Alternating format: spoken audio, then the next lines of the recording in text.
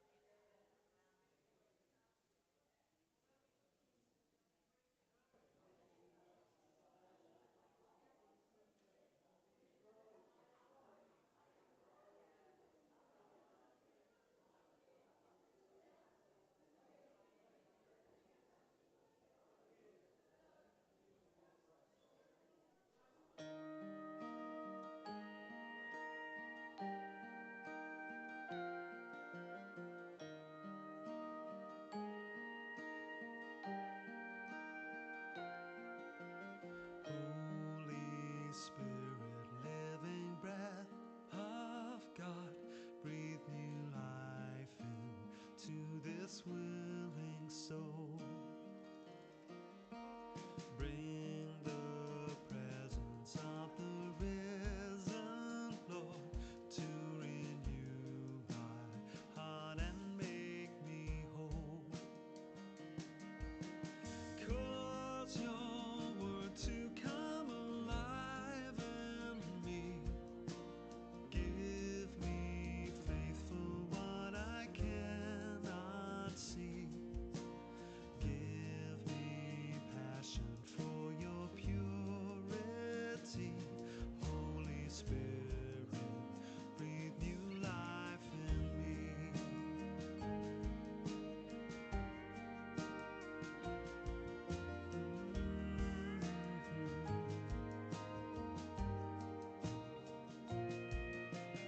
Holy Spirit, come abide within. May your joy be seen in all I do. Love enough to cover every sin in each thought and deed and attitude. Kindness to the greatest and the least. Gentleness that sows the path of peace. Turn my strivings into works of grace. Breath of God, show Christ in all I do.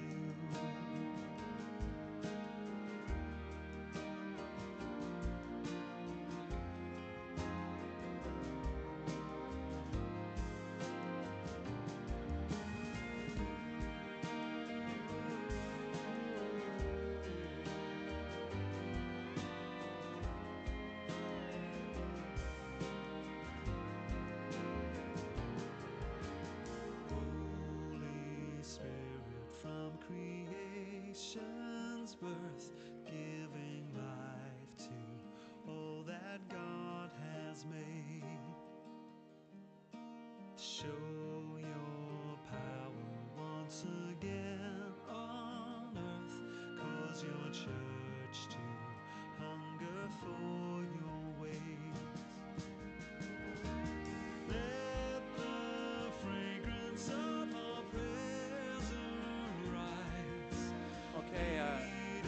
start.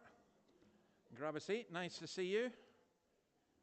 It's kind of semi-warm in here.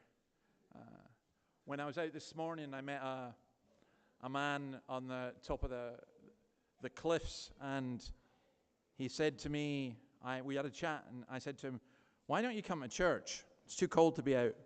And he said, "No, this is my church," meaning the outdoors. And we had a really good chat and understand where people come from with that. But it's a great thing that we're able to come together and to worship God. And even if you're not sure, even if you don't know Him, then I hope that you'll benefit and learn from that. So we're going to stand to hear a call to worship, and then we're going to sing one of the songs of the Bible, Psalm 100. So let's stand, please. The mighty one, God the Lord, speaks and summons the earth from the rising of the sun to its setting. Gather to me, my faithful ones, who made a covenant with me by sacrifice. Let's sing Psalm 100.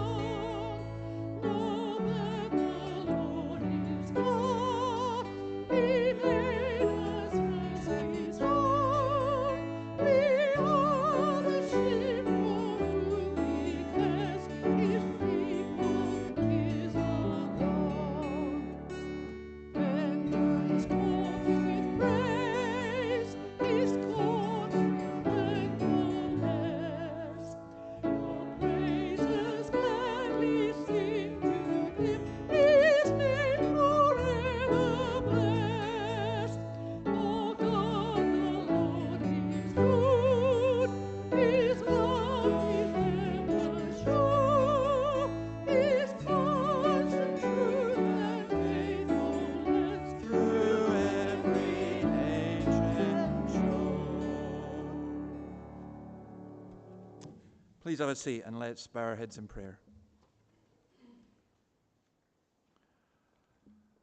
Lord, we ask that you would help us as we seek to come into your presence, that you would still and quieten our hearts and minds, that we would know who you are, that we would learn to love and to serve you. And Lord, some of us come today needing woken up. We're spiritually asleep.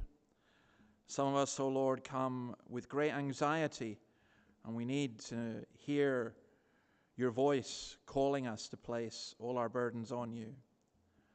Some of us, oh Lord, have issues and problems and many things that we need to deal with, but our greatest need is to see and know you. So bless us as we come to you. Bless those who are unable to be with us. Bless those who visit with us. And we ask, oh God, that for all of us, this would be the gate to heaven. We come to you and we confess our sins. You see the words up on the screen. Let's say these words together. Remember, O Lord, your great mercy and love, for they are from of old. Remember not the sins of my youth and my rebellious ways. According to your love, remember me, for you are good, O Lord. For the sake of your name, O Lord, forgive my iniquity, though it is great. Turn to me and be gracious to me, for I am lonely and afflicted. The troubles of my heart have multiplied. Free me from my anguish. And then the assurance of pardon is this: God demonstrates his own love for us in this. While we were still sinners, Christ died for us. Since we have now been justified by his blood, how much more shall we be saved from God's wrath through him? We're reading through the book of Isaiah in the Old Testament. We're Isaiah chapter 2, and Ruth is going to read verses 6 to 22.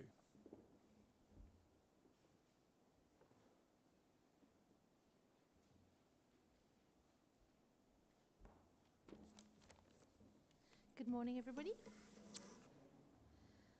Okay, it's Isaiah chapter 2, verses 6 to 22, and it's on page 664 in the Pew Bible. You, Lord, have abandoned your people, the descendants of Jacob.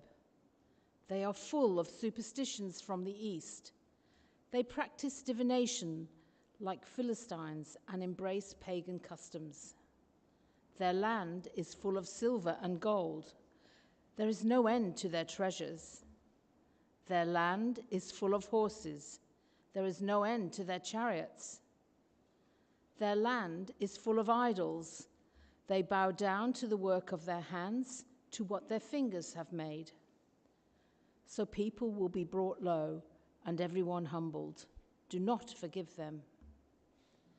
Go into the rocks, hide in the ground from the fearful presence of the Lord and the splendor of his majesty.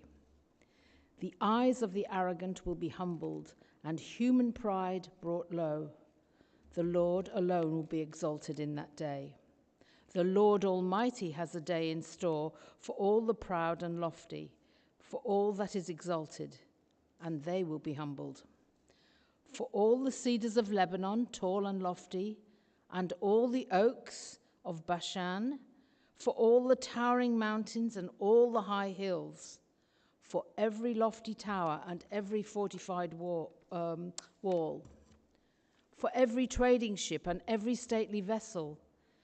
The arrogance of man will be brought low, and human pride humbled. The Lord alone will be exalted in that day, and the idols will totally disappear.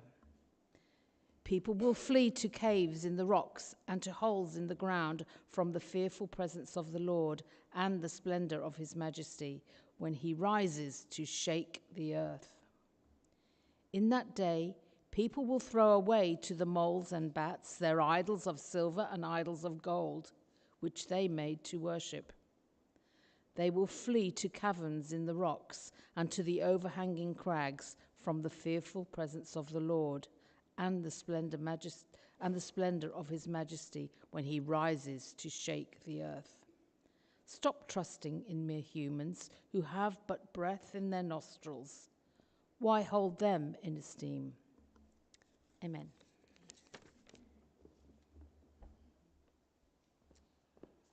Okay, we've got a few notices.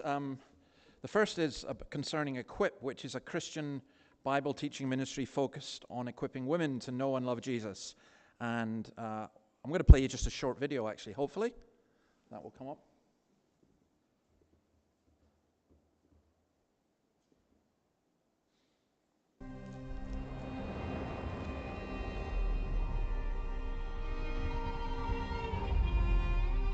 The book of Revelation seems so strange and unfamiliar.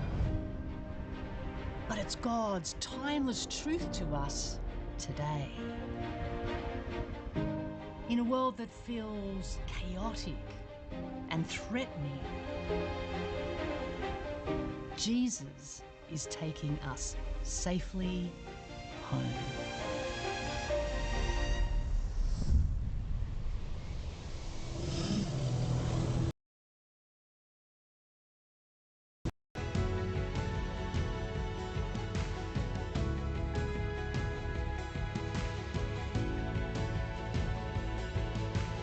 Equip is an annual Bible teaching conference for women. This year, we'll be looking at the epic conclusion to the Bible, Revelation 6 to 22. Gather with thousands of women from around Australia and beyond. We'll be streaming live from June 21, so why not organise a group to watch together? Join us for Equip 25, safely home.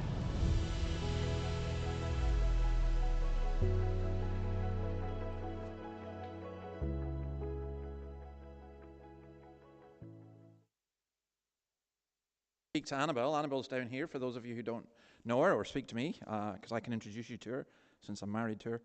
But it's really, we're going to do a hub here, and I think it's wonderful looking at Revelation from chapter 6 to chapter 22.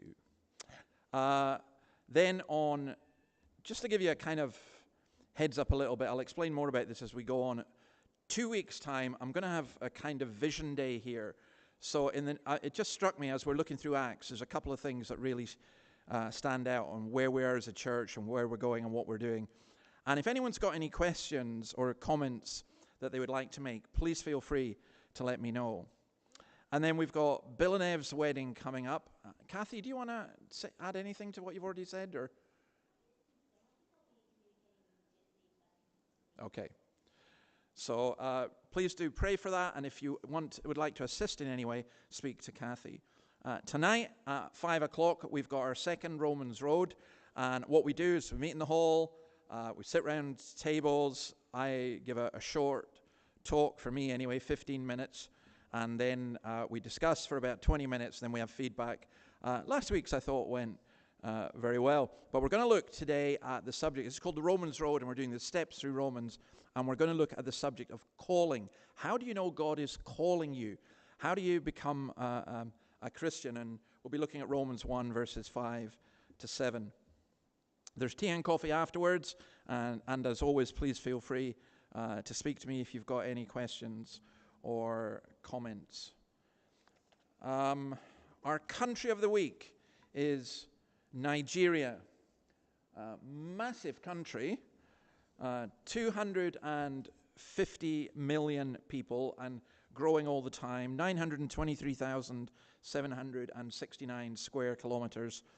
It's about 46% Christian, and it's about 48% Muslim.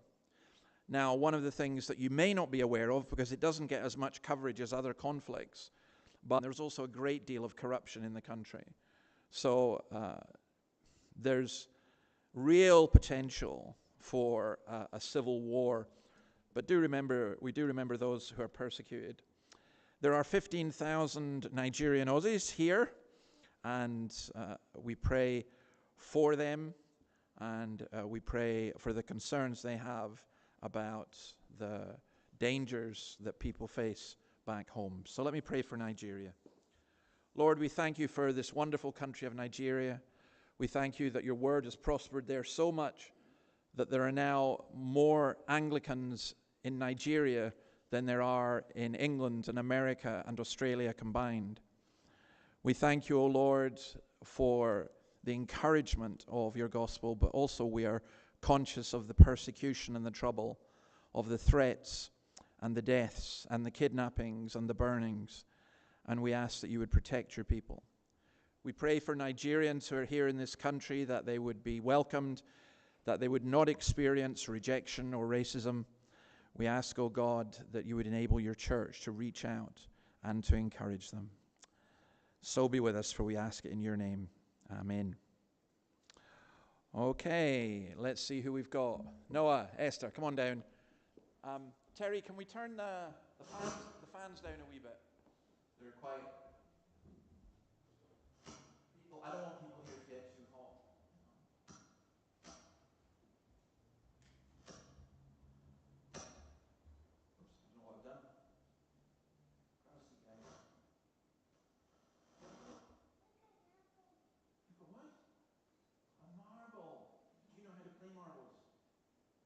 Oh, you've got more. You've got a whole load of them. Yeah, well, we better not have a game just now because we're in the middle of church. But I'll maybe give you a game afterwards. I like jumpers. That'll keep you warm. Yeah. Okay, you've got one as well. Right, I'm going to play this in a minute. But up on the screen behind, I think... Oh, no, it doesn't. Should be the shorter catechism, which is coming up. But it's really just talking about the Holy Spirit. Because how do we know God? And when God works in us, how do we know? Well, there's God the Father, there's God the Son, and there's God the Spirit. And the Spirit comes and helps us. So when we're reading something, it's like he comes. Now, the Spirit's described to somebody in the Bible as the wind. Now tell me, can you see the wind? Can you see the wind? Yeah, you can. I can't see the wind. But today it's very windy, isn't it? How do we know it's very windy? We can't see the wind, but how do we know?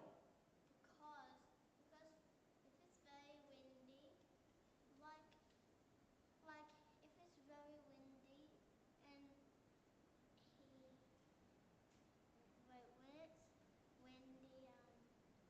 You're getting there. you can feel. You can feel it. That's exactly it. And well,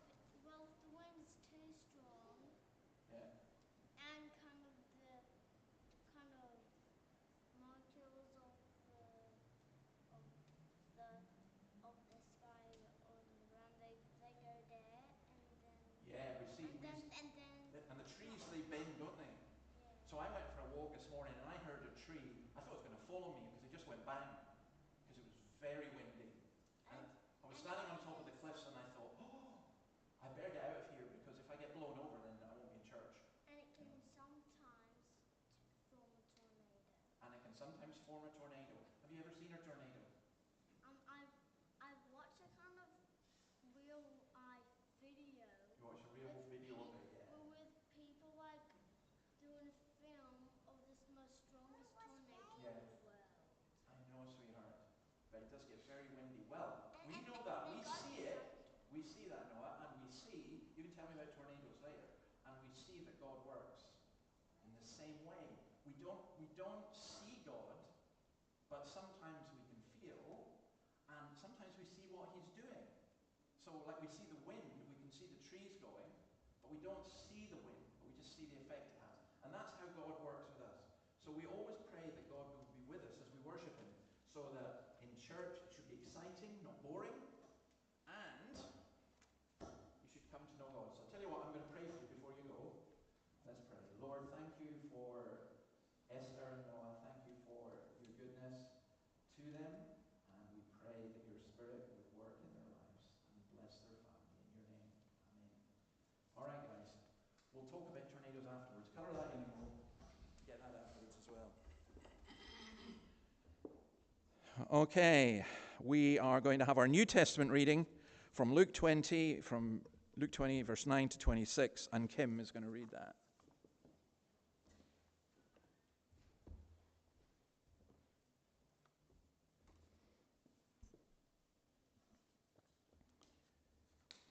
You'll find this on page 1019 in the Pew Bibles if you'd like to follow along. He went on to tell the people this parable. A man planted a vineyard, rented it to some farmers and went away for a long time. At harvest time he sent a servant to the tenants so that they would give him some of the fruit of the vineyard. But the tenants beat him and sent him away empty-handed. He sent another servant, but that one also they beat and treated shamefully and sent him away empty-handed. He sent still a third, and they wounded him and threw him out. Then the owner of the vineyard said, "What shall I do? I will send my son, whom I love. Perhaps they will respect him." But when the tenants saw him, they talked the matter over. "This is the heir," they said. "Let's kill him, and the inheritance will be ours." So they threw him out of the vineyard and killed him. What then will the owner of the vineyard do to them? He will come and kill those tenants and give the vineyard to others. When the people heard this, they said, "God forbid." Jesus looked directly at them and asked, "Then what is the meaning of that which is written? The stone the builders rejected has become the cornerstone. Everyone who falls on that stone will be broken to pieces. Anyone on whom it falls will be crushed." The teachers of the law and the chief priests looked for a way to arrest him immediately, because they knew he had spoken this parable against them, but they were afraid of the people. Keeping a close watch on him, they sent spies who pretended to be sincere. They hoped to catch Jesus in something he said, so that they might hand him over to the power and authority of the governor. So the spies questioned him. "Teacher, we know that you speak and teach what is right, and that you do not show partiality, but teach the way of God in accordance with the truth. Is it right for us to pay taxes to Caesar or not?" He saw through their duplicity and said to them, "Show me a denarius. Whose image and inscription are on it?" "Caesar's," they replied. He said to them, "Then give back to Caesar what is Caesar's, and to God what is God's." They were unable to trap him in what he said there in public, and astonished by his answer, they became silent. This is the word of the Lord.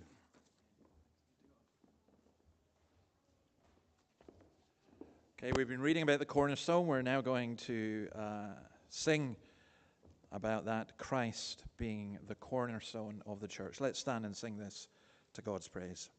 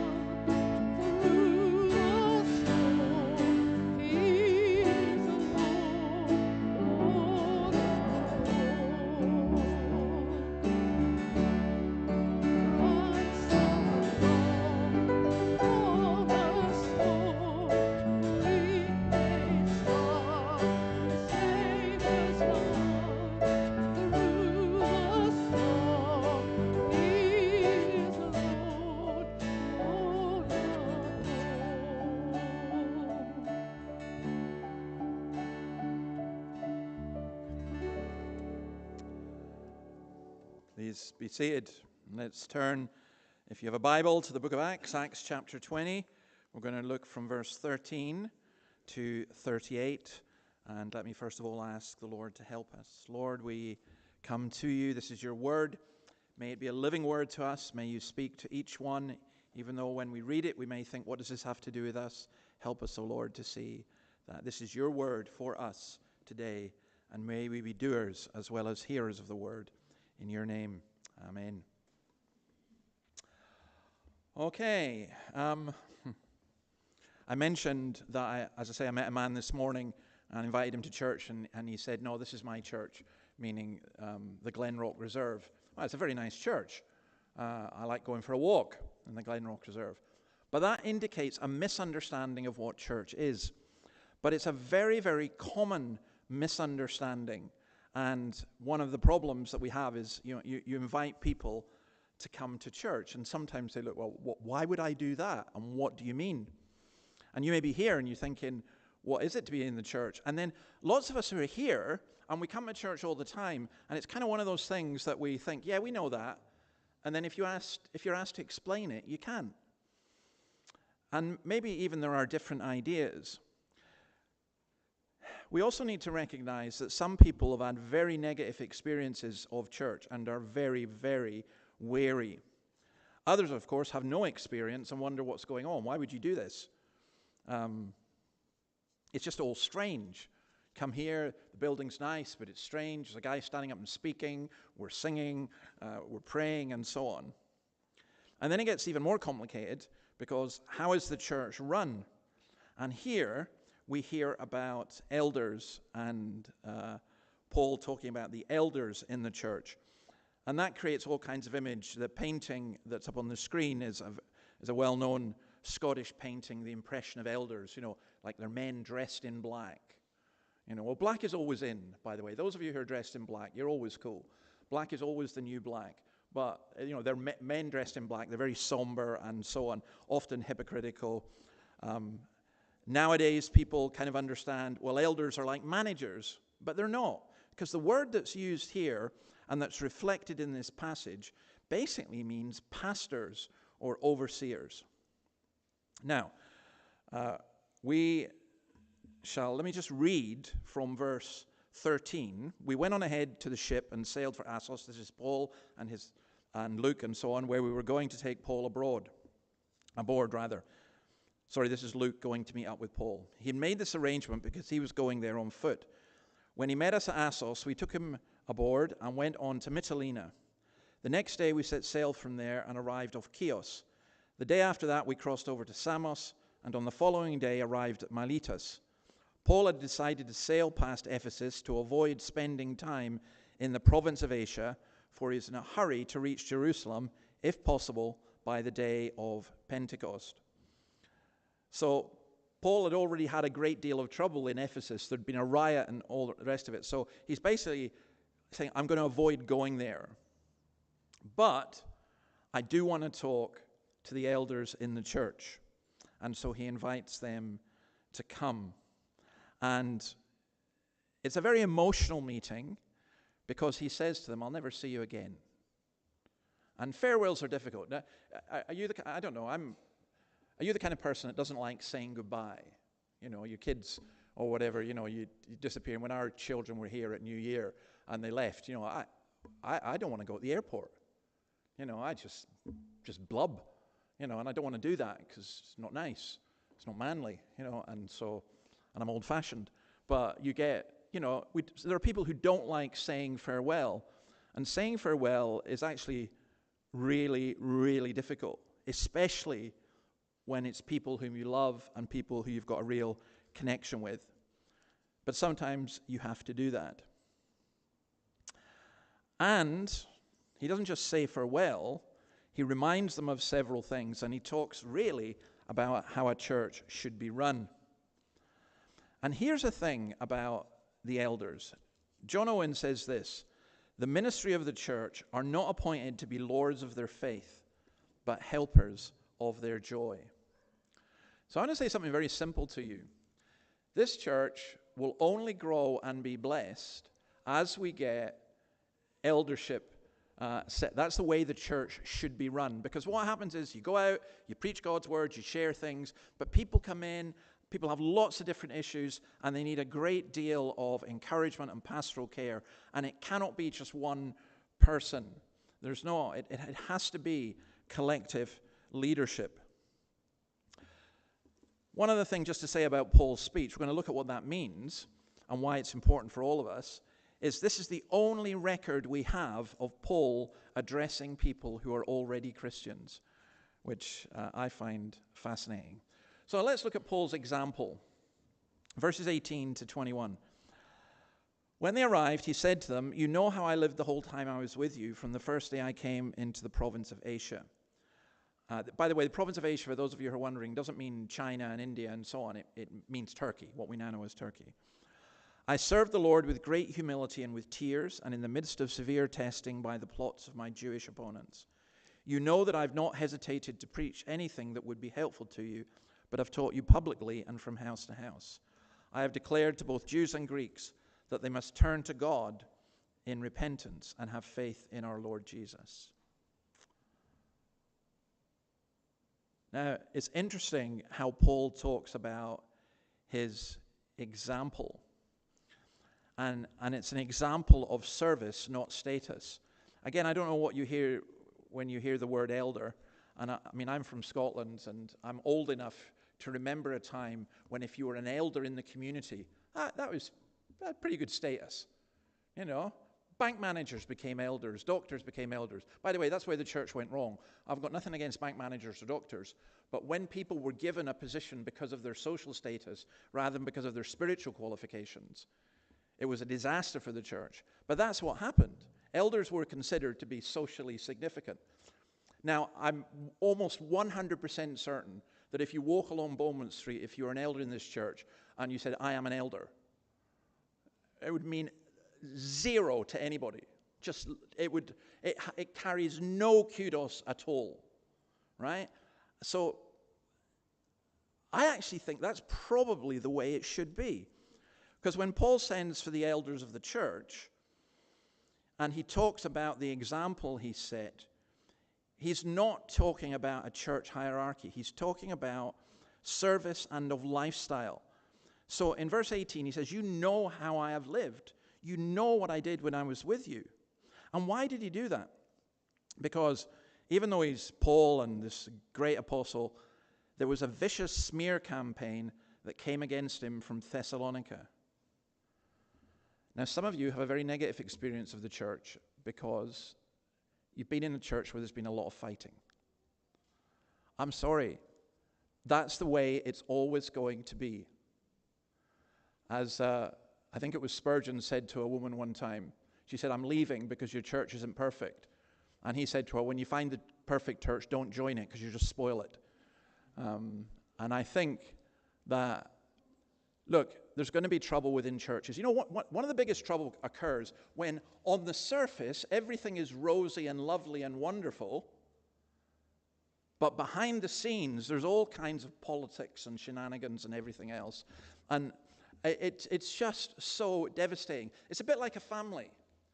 You know, have you ever met what I call the Little House on the Prairie family or the Waltons family or whatever? They're just perfect. You know, they sit in church and they're like the little Russian dolls. You know, they all behave immaculately and they're all wonderful. And other families look and go, oh, why can't my family be like that? I will guarantee you that family is shot through with all kinds of trouble. You know, I'm almost certain that you could say that. Maybe there are, you know, families that are virtually perfect, but I've just not come across any. I said this once before at a church service, and this woman got very upset with me and came to the front and told me that her family was, which I thought was really ironic because I knew it wasn't. But church families, here's the problem. If you run church at a very superficial level, people come along to a service and that's fine and you go away and you never see each other, then you can have the appearance of being all united.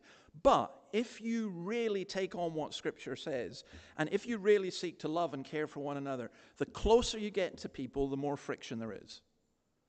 You know, there can be so much trouble. And what I'm saying is, it seems to me that a great part of the New Testament was written to churches to tell them how to cope when they fall out with each other. And this is what happened with Paul. This vicious smear campaign against him. Well, people are supposed to know we're Christians by our love. We have to get on with it. I smiled at a man who, a well-known preacher in Scotland who was also a shepherd, and he talked about God's people being sheep. And he said, you have no idea. You're a bunch of townies. You have no idea what sheep are like. They're smelly and they're stupid and and he then said, you come in, you get connected with the people of God, and then you go, oh, they're a pretty rum lot. And that's true. But we get better and we learn and we work together. And that's why in verse 19, Paul talks about his character. He talks about humility. Now, this is an amazing statement. How can you do, I serve the Lord with great humility. So, I mean, normally if you get somebody stand up like me, stand up in the front and say, and with humility I say this to you, you know it's not going to be humble. So how can Paul say with great humility? Well, there's a really key insight from C.S. Lewis, and forgive me for the length of this quote, but it's just so important. Humility is not thinking little of ourselves. It's not thinking of ourselves at all. Paul wants them to see Christ and not him. So in the Screwtape letters, Screwtape tells Wormwood this. So Wormwood is this kind of devil who's meant to be turning his patient or his client away from God. And he says this, I see only one thing to do at the moment. Your patient has become humble. Have you drawn his attention to the fact? All virtues are less formidable to us once the man is aware that he has them. But this is especially true of humility. You must therefore conceal from the patient the true end of humility. Let him think of it not as self-forgetfulness, but as a certain kind of opinion, namely a low opinion of his own talents and character. So you know what that means? That means, you know, when you're, oh, I'm rubbish at this, and I'm useless at that, and I'm terrible at this. That's actually not humility. He goes on. Some talents, I gather, he really has. Fix in his mind the idea that humility consists in trying to believe those talents to be less valuable than he believes them to be. No doubt they are less valuable than he believes, but that's not the point. The great thing is to make him value an opinion for some quality other than truth. So, our musicians are very good. But imagine them going, oh, I can't really play the guitar. I'm just rubbish. And they were very good at it. What do you say to them? It sounds humble, but it's nonsense. It's not humility. He goes on, he says, thus we introduce an element of dishonesty and make-believe into the heart of what otherwise threatens to become a virtue. By this method, thousands of humans have been brought to think that humility means pretty women trying to believe that they are ugly and clever men trying to believe that they are fools. The enemy wants to bring the man to a state of mind in which he could design the best cathedral in the world and know it to be the best and rejoice in the fact without being any more or less or otherwise glad at having done it than he would be if it had been done by another. The enemy wants him in the end to be so free from any bias in his own favor that he can rejoice in his own talents as frequently and gratefully as his neighbor's talents. Now that's a very profound insight. Paul is saying that he cares about Christ being preached, and this is how he says, I served you. I know I preach Christ. And we need to be very careful, because there are Christians who go, I'm so, they don't usually say I'm so humble, but they act as though they are humble. And sometimes a very low opinion. No, you may be somebody here, by the way, and you may have a very low opinion of yourself and things that you're doing. And there's almost a sense in which I want to kind of say, stop it. You know, maybe you need to reassess and to think things in a different way. But when God gives you a gift and a talent, you use it for his glory. You don't boast about it, but you don't deny it.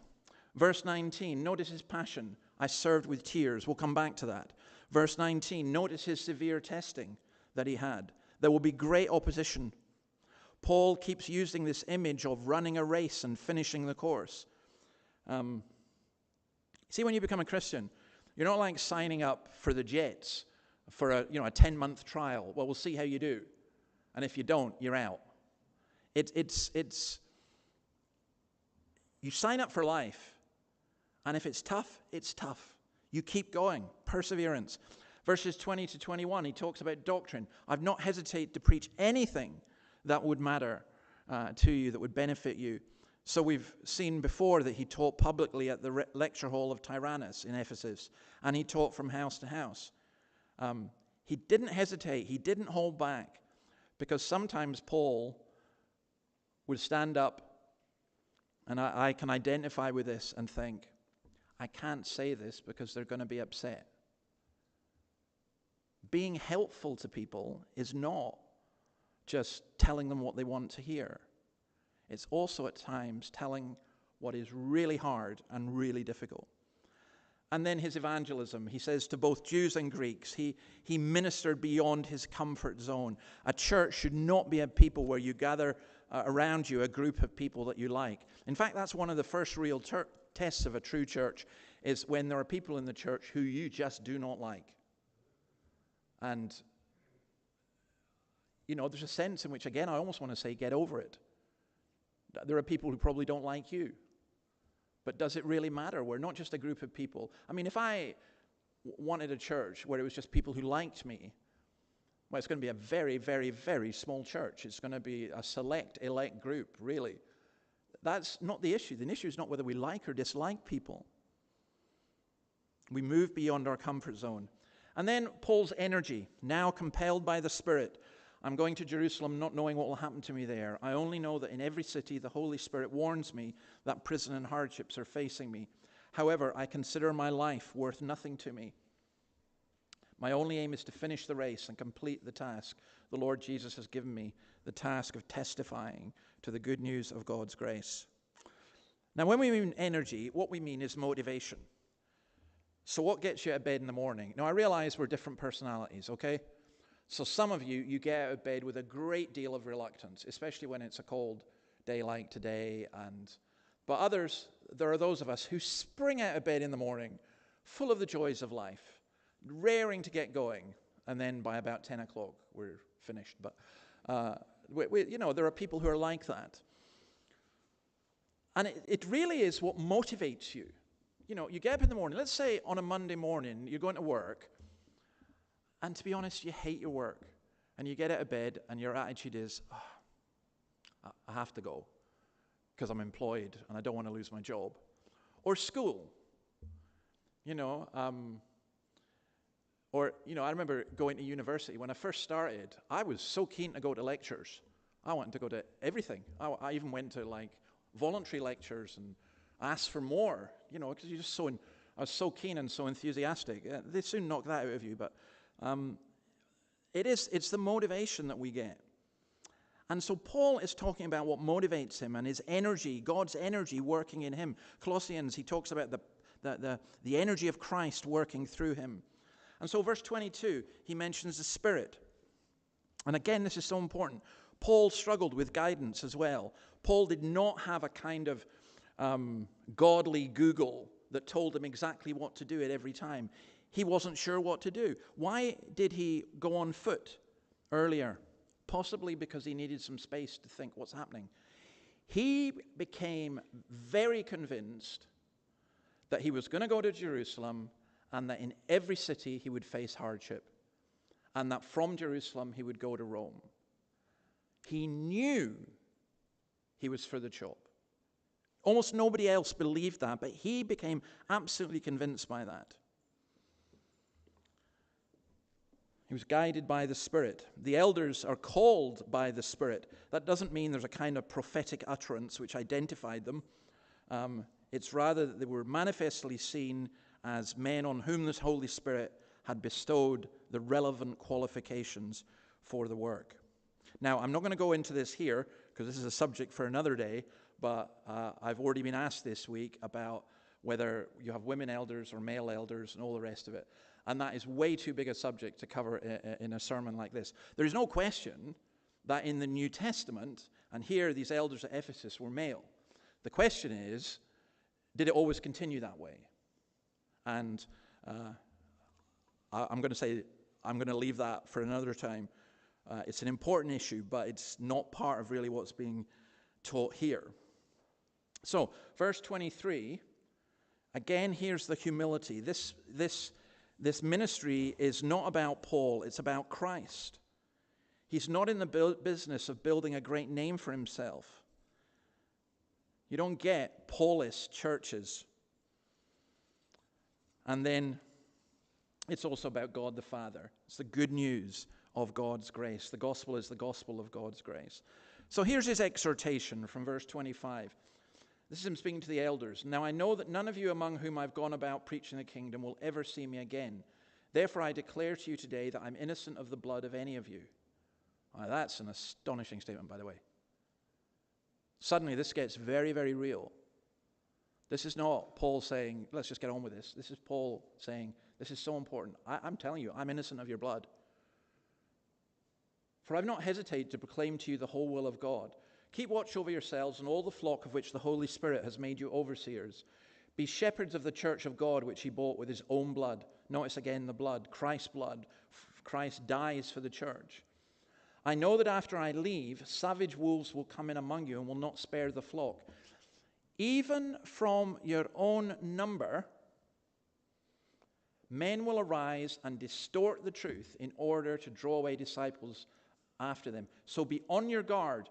Remember that for 3 years I never stopped warning you, each of you, night and day with tears. Now, today we'd say, Paul, don't be so negative. Just take a chill pill, man. Just calm down. Yeah, of course there's issues and problems and difficulties. But he's weeping. For 3 years he's weeping because he sees arising from them, not from out in the world, but from within the church, people who would distort the truth. Now I commit you to God and to the word of his grace, which can build you up and give you an inheritance among all those who are sanctified. I've not coveted anyone's silver or gold or clothing. You yourselves know that these hands of mine have supplied my own needs and the needs of my companions. He's referring there to the fact he didn't take a salary, but he worked as a tent maker. In everything I did, I showed you that by this kind of hard work we must help the weak, remembering the words the Lord Jesus himself said, it is more blessed to give than to receive. The New Testament church did not have a hierarchical church like the Anglicans and Catholics do. Pope, archbishops, bishops, whatever. I mean, I worked with the Anglicans for 4 years. I still haven't worked out what all the different things were, and then you get different cloths to tell you which one you are and so on. Presbyterians, the danger is that we do a hierarchical thing, like minister, elder, deacon, peasants, and then, children probably. It's just all wrong. It's just all wrong. That's not how the New Testament does it. I think Paul here is reflecting the teaching of Ezekiel. He's warning them there's a judgment coming, and he's warning them if they do not heed his warning, they will be found guilty.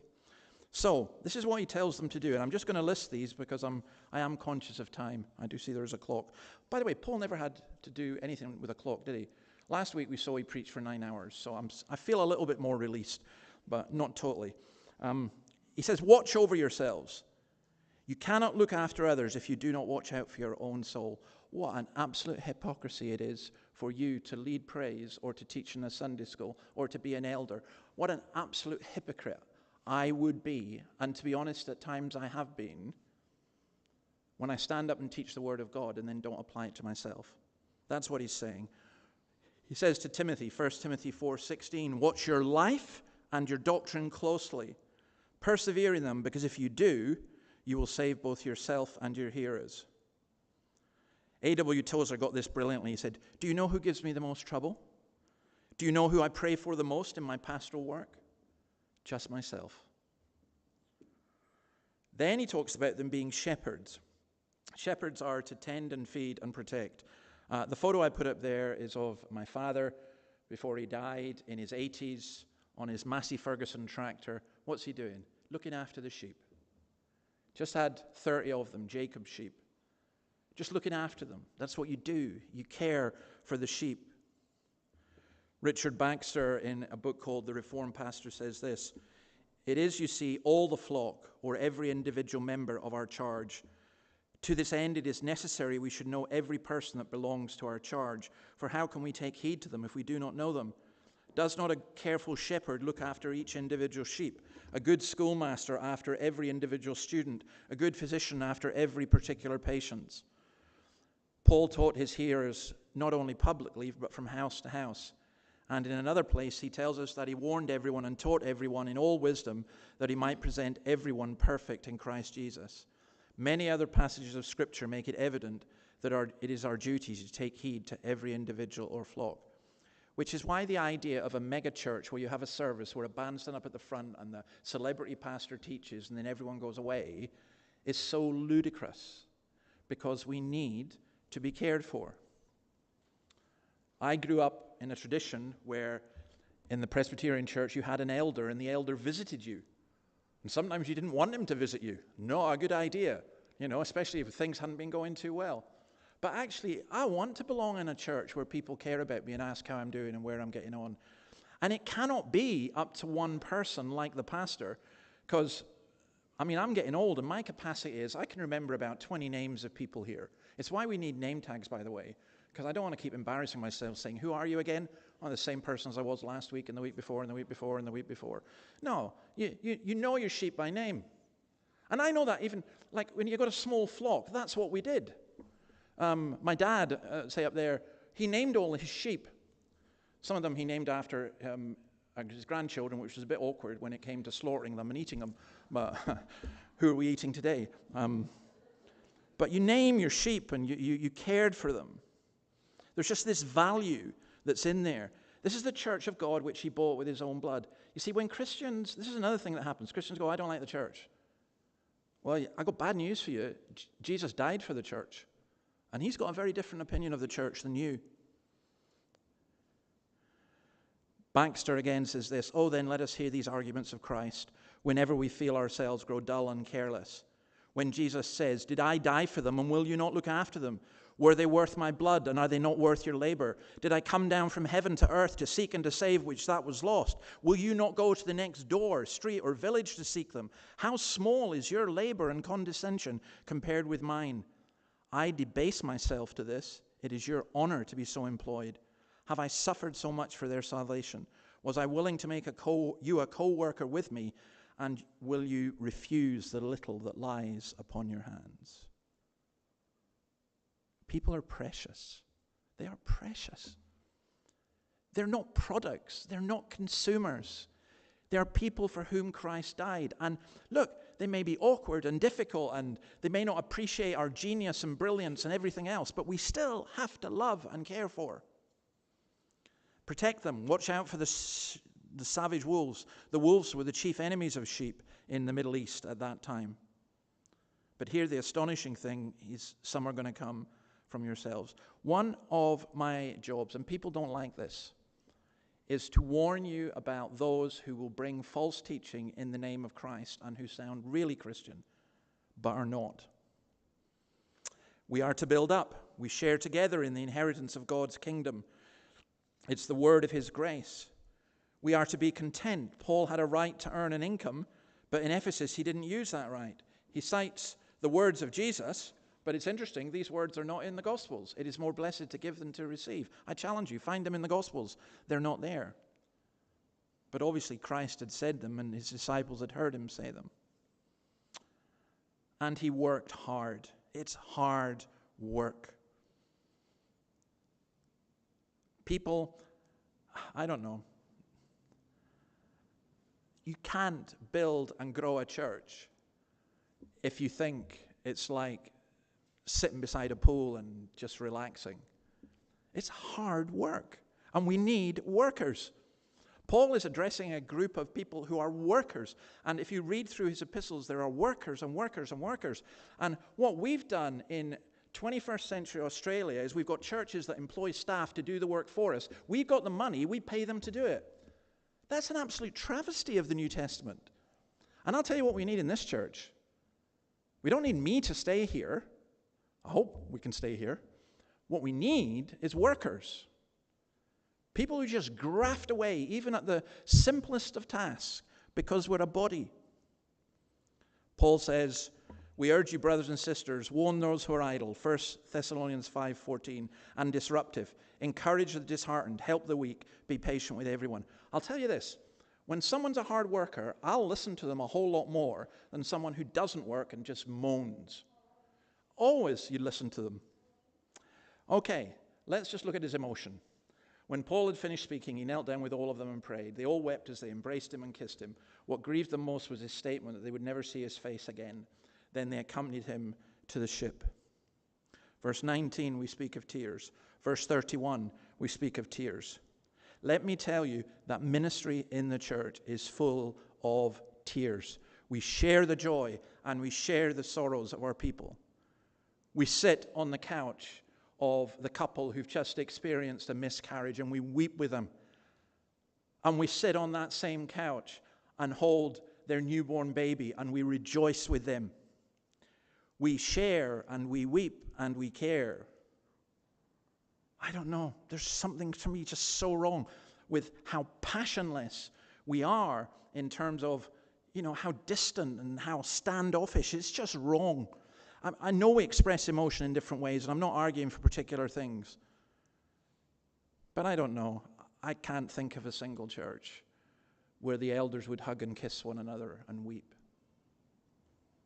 And then there's prayer. He knelt and prayed with them. The best thing you will ever do for anyone is pray for people. And there was that love. There was, as I say, the kissing was a display of affection. Even with the prospect of eternity together, there's no doubt that farewells on earth are difficult. So let me summarize this. What kind of church do we want to be? I want to be like this. In fact, if we're not like this, I just want to go home. I want to be like this. It's a community of grace. That's what verse 24 says. We testify to God's grace. Now, what Paul warned about in Ephesus happened. In Revelation we read this, "To the angel of the church in Ephesus write, these are the words of him who holds the 7 stars in his right hand and walks among the 7 gold stands. I know your deeds. I know your hard work. You do the hard work. I know your perseverance. I know you cannot tolerate wicked people, that you have tested those who claim to be apostles but are not." See, you heeded Paul's warning. You found them to be false. You have persevered and have endured hardships for my name and have not grown weary. Yet, says Jesus, I hold this against you. You've forsaken the love you had at first. Consider how far you have fallen. Repent and do the things you did at first. If you do not repent, I will come to you and remove your lampstand from its place. You're hardworking. I know your deeds. You've got all this great stuff. Boy, you put this, your church brochure, it's going to sound wonderful. And Jesus says, yeah, but you've fallen away from your first love. You really did used to love me deeply, and you've fallen away from that. And I will tell you this, I know, the temptation to do this is enormous. You get tired, you get weary, you get broken, you get confused, you get fed up with everything that's going on. And the Lord comes, and almost it's like he holds your hand and he says, yeah, I know, believe you me, I have difficulty in this church as well. He knows. He knows. And then he says, but where's your love gone? Where's your love gone? You know, in a family, a husband and wife can get through an awful lot if they continue to love each other. It's not always guaranteed, by the way. If it grows cold, then everything else gets into real danger. And that's what's being said here. You see, we exist to proclaim the whole will of God. We're not here for ourselves. We're not here on a power trip. We're not building our own wee empires. We're not here for the survival of Scots Kirk so that this building will be around in 50 years' time. We are here to take care of the flock of God and to proclaim the whole will of God to all the people. Derek Thomas says this is a passage that speaks to the needs for elders and ministers of the church who will pastor the flock, imitating not just the Apostle Paul, but the Lord Jesus himself. Ultimately, it's a call to be ready to die for the flock of Jesus Christ. It's a call to sacrifice ourselves for the sake of Christ's body, the church. Are you praying for elders of this quality? As an elder, are you demonstrating this kind of love and sacrifice? This is a passage that will challenge us and will continually make us run to Jesus Christ for forgiveness and help.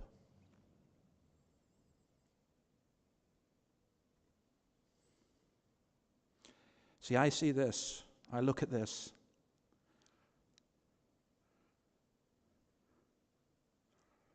It does really upset me. And I'll tell you why it upsets me. Partly, it's a mirror into my own soul.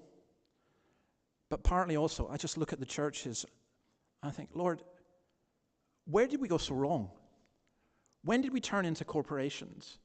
When did we turn into entertainment centers? When did we turn into these family feuds or just traditional organizations? And you know what I think the Lord's answer is? When you lost your first love. When you forgot that it's all about me. When you use my name, but you almost blaspheme because it's become all about you. I believe that God will build up and grow his church. But I don't think he'll do so without his own methodology, a key part of which is collective leadership and people who are prepared to sacrifice and to care for one another, not just. Now, I've mentioned elders. Let me just say one thing more. And I do know the time is gone, but I was so encouraged one Sunday. Things were struggling and difficult back in the church in Scotland. We'd lost some good people, moving away for various things, and you just think you invest all this in caring for people and they move and so on. And a student came, a young woman who was coming to study medicine at the university.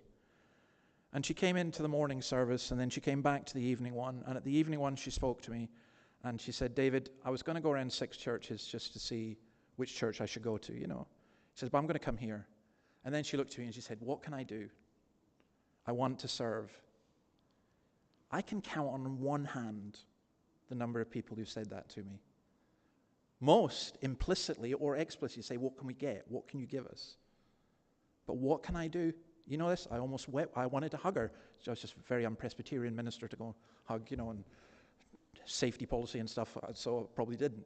But I just thought, wow, that's what we should be saying. What can we do? How can we help? Not so we burn out, not so it's all this, it's just this connection with one another, and we do it for Christ. And let me say this also, if you are not a Christian, and this sounds really heavy, whoa, I don't want to belong to this club where there's so much, I would say, yeah, you do. Because you want to belong to the best family in the world. You want to be free and forgiven and to have brothers and sisters who will die for you. I'll give you one more example. I always remember as a teenager, my next door neighbor became a Christian, and she was from, how will I put it, a pretty rough background. Very rough. Suffered a lot of abuse. And she's a lovely girl, and here we were, a bunch of teenagers in a car. She was sitting in the front, and we were heading off to a prayer meeting somewhere. I don't know, we were just crazy teenagers. We used to do that. And she just looked round, and she looked at the 4 of us in the back, and she said, do you know this? I love you guys all so much. You're my family. It wasn't a cult. It's just for real. Christianity is for real. Church is for real. You should come and taste and see that God is good. Let's pray. Lord, bless your word to us. Help us to apply it to ourselves. Teach us. And please don't let us just be those who hear and then let it wash over. You alone know what our hearts are, and we ask that you would guide us and help us. And we pray you would build your church here and that you would send workers into this harvest field. For we ask it in your name. Amen. Okay, we're going to sing. We're going to sing the song, You're the Word of God the Father. That's what we're trying to communicate and share. And then after this, Ev will do the pastoral prayer. So let's stand and sing, You're the Word of God the Father.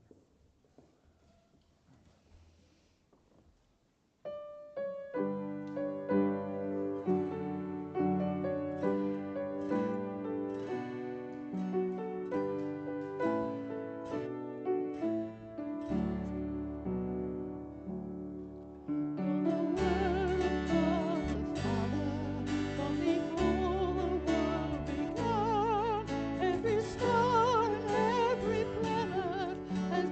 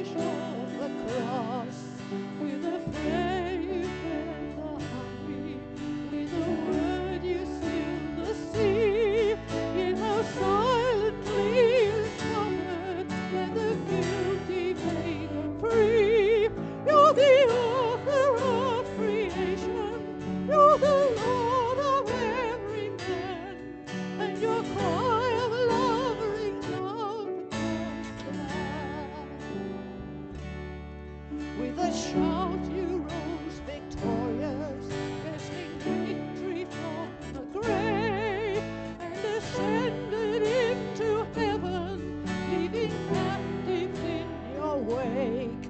Now you stand before the Father, interceding for your own.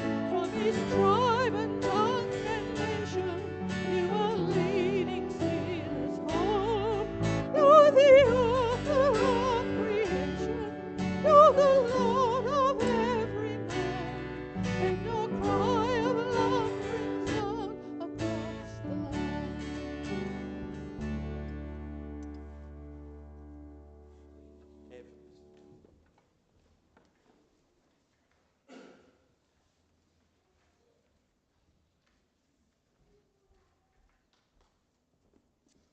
Good morning, everybody.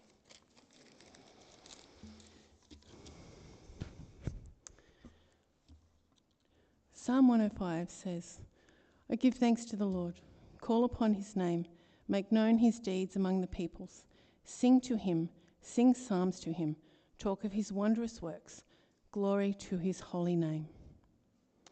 Let us pray. Heavenly Father, we come before your throne this day with hearts of gratitude and thanksgiving. Father, your love is unending, full of grace and overflowing with compassion. Your ways are sure and true. Help us to stand firm on that sure foundation. Father, we ask you to be with those who are unable to be with us today. May you draw close to them so they feel your presence in their individual circumstances. We ask you to come close to those who are in need today. May they experience your supernatural provision and be aware that you know their every need. Father, we pray for open doors for places of refuge. May you send your people into these places to bring hope and shine a light where there may be distressing, complicated situations. Please bless these organisations as they work with vulnerable people. Father, we ask you to bless our schools and those who teach SRE, or Bev, Kathy and David in our local areas and others. We ask that you open more opportunities for Scripture so young hearts can be brought into the knowledge of you. Father, we pray for our church and the many things that are unfolding around us. Romans Road, Bible studies, prayer groups, outreach ministries, monthly events, and for those who engage in AA, parent-child groups, and other activities. We pray that your presence would be felt during their time here. We pray that your Spirit is poured out and received by those who hear your words spoken by your servants today. May your words resonate deep into people's hearts that stirs a longing and a hunger for a more intimate relationship with Jesus Christ. Freely we have been given. Help us to freely give. Thank you, Father. We ask this in the name of our Lord and Saviour. Amen. Okay, we're going to finish by singing the church's One Foundation. Can I remind you again that we've got our Romans Road looking at calling at 5 o'clock. You are very, very welcome to come to that. And I think somebody last week said, well, I didn't like the idea of it, but after they came, they went, oh yeah, okay, I see now. So taste and see. Come and see. You can decide for yourself. But let's stand and sing The Church is One Foundation.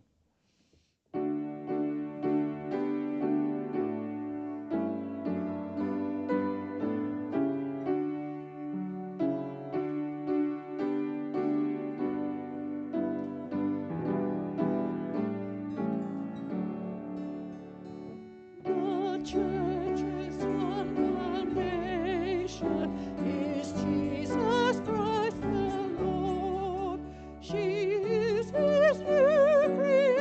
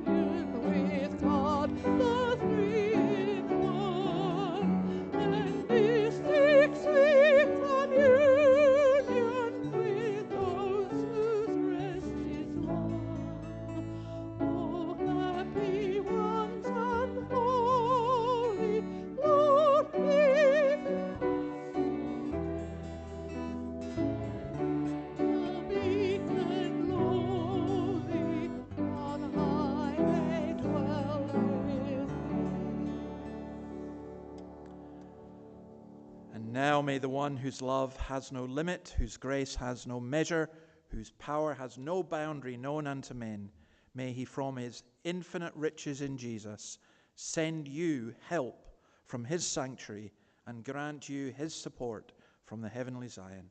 Amen. Amen. Tea and coffee served through them.